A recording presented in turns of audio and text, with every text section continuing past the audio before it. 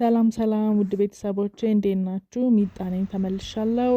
ሼር ላይክ ሰብስክራይብ እያደረጋችሁ ይህንን ውድ የሆነ ቤተሰብ እንድትቀላቀሉ እየጋበዝኳችሁ ወደ ዛሬው ዜና። የዛሬው ደግሞ በጣም አሳዛኝና ድንጋጤን የፈጠረ ዜና ነው። ጀርመን ውስጥ አንዲት ኤርትራዊት ሴት እጆች ተቆርጠው መንገድ ላይ መገኘታቸውን ተናግረዋል። እንግዲህ ምንድነው የሚለውን ማብራሪያውን እንዳለ የምናይ ይሆናል። ወደ ዛሬው ቪዲዮ። በመጀመሪያ ግን ሰብስክራይብ አድርጉ።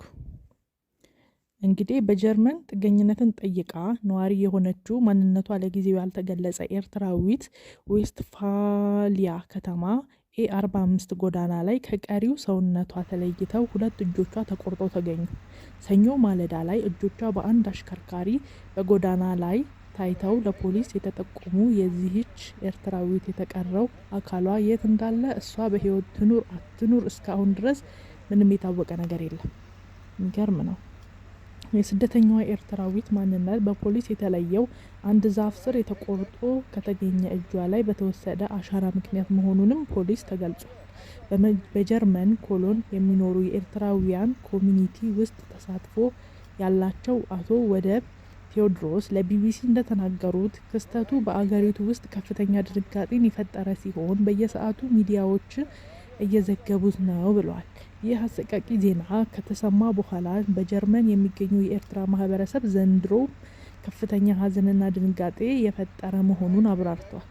የአንድ ልጅ እናት የሆነችው እና ሁለት እጆቿ ከቀሪው አካሏ ተለይተው የተገኙት የኤርትራዊቷ ስደተኛ ባል እስካሁን የት እንደሚገኝ እንዳልታወቀ የጀርመን ጋዜጦች ዘግበዋል። ኦማጋር በጌታስ ሰኞ ዕለት በወጡ የመገናኛ ብዙሃን ዘገባዎች የዚች 32 ዓመት ሴት ልጅ ነው የተባለው የ3 ወር ህፃን እጆቿ ከተገኙበት ስፍራ በቅርብ ርቀት ላይ በሚገኝ የኮፕቲክ ኦርቶዶክስ ቤተክርስቲያን ገዳም ደጅ በህፃን ጋሪ ላይ ብቻውን ተገኝቷል።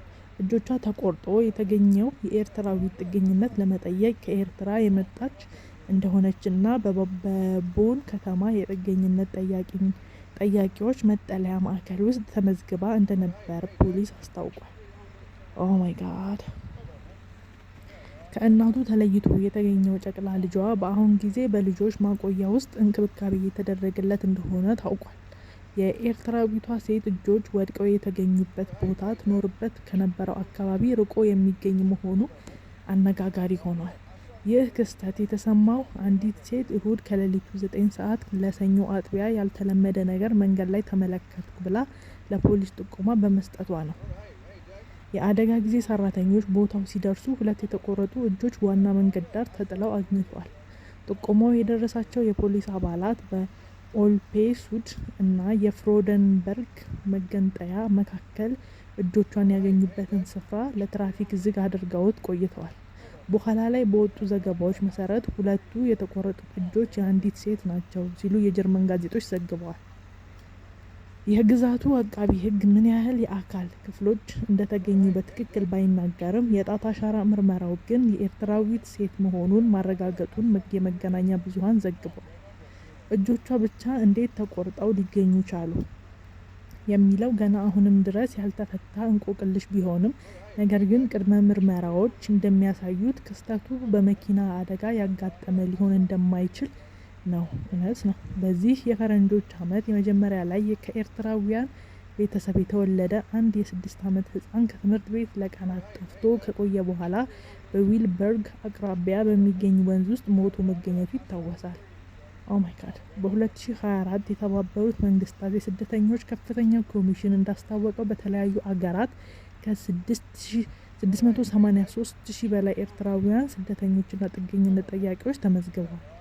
ጀርመን ኤርትራውያን ስደተኞችን በመቀበል በአውሮፓ ቀዳሚ ሀገር ነች ብሏል። እንግዲህ አብዛኞቹ እነዚህ ስደተኞች ሀገራቸውን ለቀው ወደ ጎረቤት ሀገራት ለመሻገር ከዚያም አደገኛውን የሰሃራ በረሃ እና የሜዲትራኒያን ባህር አቋርጠው ወደ አውሮፓ ለመሄድ ህይወታቸውን ለአደጋ ያጋልጣሉም ተብሏል። እንግዲህ እንደዛም አጋልጠው ደግሞ የተጠበቀ ነገር ካላገኙ በጣም ከባድ ነው።